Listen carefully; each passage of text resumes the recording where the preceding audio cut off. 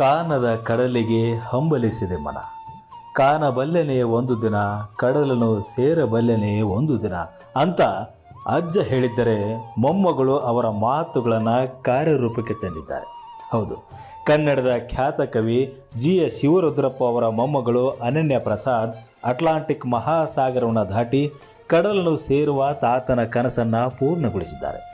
ಏಕಾಂಗಿಯಾಗಿ ಹಾಯ್ದೋಣಿಯ ಮೂಲಕ ಅಟ್ಲಾಂಟಿಕ್ ಸಾಗರದಲ್ಲಿ 3000 ಮೈಲಿ ಅಂದರೆ ಸರಿಸುಮಾರು 4828 ಕಿಲೋಮೀಟರ್ ದೂರವನ್ನು ಸುಮಾರು 52 ದಿನಗಳಲ್ಲಿ ಪ್ರಯಾಣ ಮಾಡಿದ್ದಾರೆ.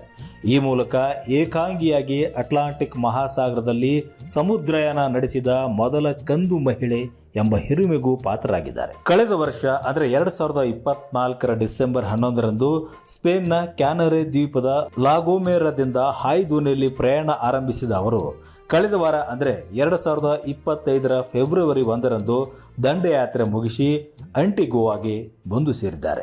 34 ವರ್ಷದ ಅನನ್ಯ ಪ್ರಸಾದ್ ಹುಟ್ಟಿದ್ದು ಬೆಂಗಳೂರಿನಲ್ಲಿ. 6 ವರ್ಷದವರಿದ್ದಾಗಲೇ ಬ್ರಿಟನ್ನಲ್ಲಿ ನೆಲೆಸಿದ ಇವರು ಖ್ಯಾತ ಕವಿ GS ಶಿವರುದ್ರಪ್ಪ ಅವರ ಮೊಮ್ಮಗಳು.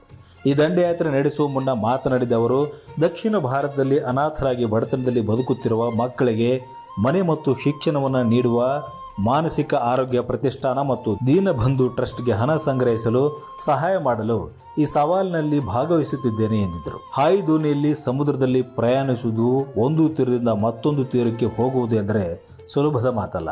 ಈ ಯಾತ್ರೆಗಾಗಿ 3 ವರ್ಷಗಳ ಟ್ರೈನಿಂಗ್ ಪಡೆದಿರುವುದಾಗಿ ಅನನ್ಯ ತಿಳಿಸಿದ್ದಾರೆ. ಒಟ್ಟಾರೆಯಾಗಿ ಸಾಮಾಜಿಕ ಕಳಕಳಿ ಇಟ್ಟುಕೊಂಡು ಅಜ್ಜನ ಕಾನದ ಕಡಲಿನ ಮೊರೆತದ ಜೋಗುಳ ಒಳಗಿವಿಗೆಂದು ಕೇಳುತ್ತಿದೆ.